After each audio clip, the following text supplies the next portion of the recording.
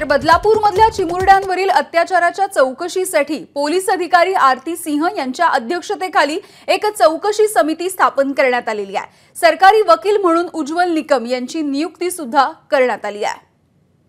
बदलापूरमधल्या चिमुकलीच्या अत्याचार प्रकरणी विशेष सरकारी वकील म्हणून उज्ज्वल निकम यांची नेमणूक करण्यात आलेली आहे। स्वतः उज्ज्वल निकम सर आपल्या सोबत आहेत, आपण त्यांच्याशी बातचीत करूया। सर, एकूणच कालची घटना बघता कशा प्रकारे तुम्ही आता पुढे जाणार आहात, काय नेमक्या तुमच्या प्रायोरिटीज असतात?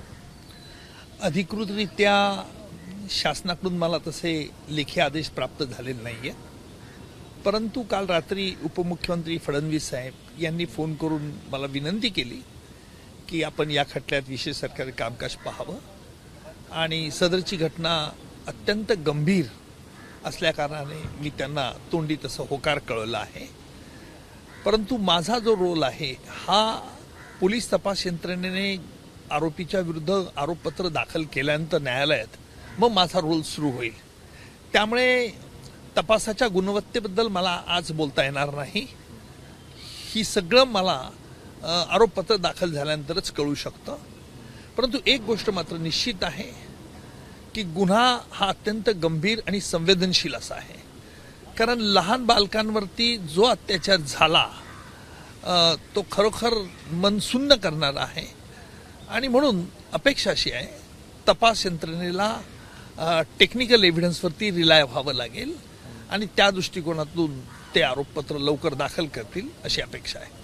नेमकं जर पाहायचं सर तर वारंवार अशा प्रकारच्या घटना ज्या आहेत त्या आपल्याला घडताना पाहायला मिळत आहेत समाजामध्ये।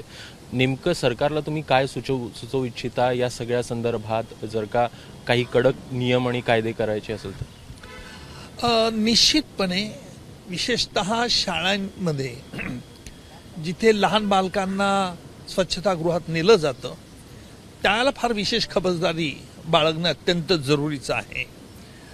म्हणजे स्वच्छतागृहाच्या बाहेर आतमध्ये जाताना CCTV कॅमेरेस पाहिजेत, त्याचप्रमाणे कोणी त्यांना लहान बालकांना घेऊन जावं, विशेषतः स्त्रीनेच घेऊन जावं अशी अपेक्षा राहील।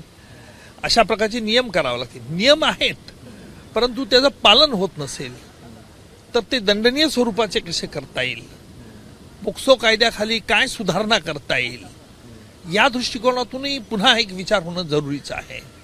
कारण पोक्सो कायद्यांतर्गत काही अधिनियम करावे लागतील शासनाला देखील। आपण महाराष्ट्र शासनाने एक शक्तीचं बिल एक आपलं पेंडिंग आहे, ते लवकर या पार्श्वभूमीवर देशात अनेक घटना घडत आहेत, त्यामुळे शक्तीचं विधेयक जे आपण महाराष्ट्र सरकारने पास केलंय त्याचं लवकर कायद्यात रूपांतर झालं पाहिजे। आणि पोक्सो कायद्यामध्ये देखील नुसता कायदा कठोर नाही तर कायदा बंदुकीच्या गोळीसारखं अस्त्र आहे याची जाणीव देखील गुन्हेगाराला झाली पाहिजे। त्या दृष्टिकोनातून विशेषतः शाळांमध्ये जिथे स्वच्छतागृह असतील किंवा NHS असतील अशा वेळेस प्रसंगी काय खबरदारी, त्याला मॉनिटरिंग कोण असेल, त्याला रिस्पॉन्सिबिलिटी कोण असेल, मला वाटतं हे सगळे शासन या दृष्टिकोनातून या घटनेच्या पार्श्वभूमीवर निश्चित शासन विचार करेल अशी अपेक्षा आहे आणि शासन त्या दृष्टिकोनातून काही अधिनियम बनवतील याची मला खात्री आहे।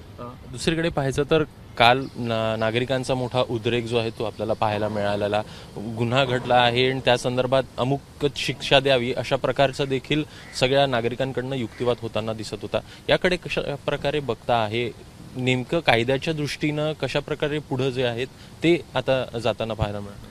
नाही, सदरची घटना ही अत्यंत क्लेशदायक, दुर्दैवी, शब्दात वर्णन करता येणार नाही। त्यामुळे लोकांचा संतापाचा उद्रेक हे मी समजू शकतो, परंतु त्याच्यामुळे त्वरित फाशी झाली पाहिजे, आत्ताच्या आत्ता झाली पाहिजे अशी मागणीही करता येत नाही। कारण 26/11च्या दहशतवादी हल्ल्यानंतर देखील अशी मागणी झाली होती, अनेक ठिकाणी होत असते, शक्ती मिल गँगरेप केसमध्ये झाली होती, कोपर्डीच्या घटनेमध्ये। पण अशाला लोकांनी थोडं शांतता ठेवली पाहिजे, कारण याच्यातून कुठे राजकारण करता कामा नये। कारण शेवटी आपल्या देशात न्यायाचं राज्य आहे। आपण जर कसाबला त्याच वेळेला जर ताबडतोब फाशी देऊन टाकली असती तर संपूर्ण जगामध्ये चितू झाली असती आपली। आणि म्हणून न्यायालयाच्या माध्यमातूनच, अर्थात ही न्यायालयीन प्रोसेस कशा रीतीने वेगवान करता येईल याच्याकडे मात्र आता नवीन जे कायदे आले त्याच्याकडे आपण बघितलं पाहिजे। नवीन कायद्यानुसार देखील न्यायालयीन प्रक्रिया वेगवान होईल याची खात्री आहे. धन्यवाद सर. हे होते उज्ज्वल निकम ज्यांच्याकडनं स्पष्ट करण्यात आलेलं आहे की एकूण जो आरोपपत्र आहे, आरोपपत्र दाखल झाल्यानंतरच खरं काम त्यांचं सुरू होताना पाहायला मिळणार आहे. सोबतच काही बिल्स देखील पेंडिंग आहेत. शक्ती बिल असेल ते देखील पेंडिंग आहे. त्याबद्दल देखील सरकारकडनं त्वरित निर्णय जे आहेत तो घ्यावेत.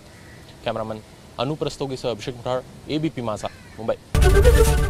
एबीपी माझा, उघडा डोळे बघा नीट.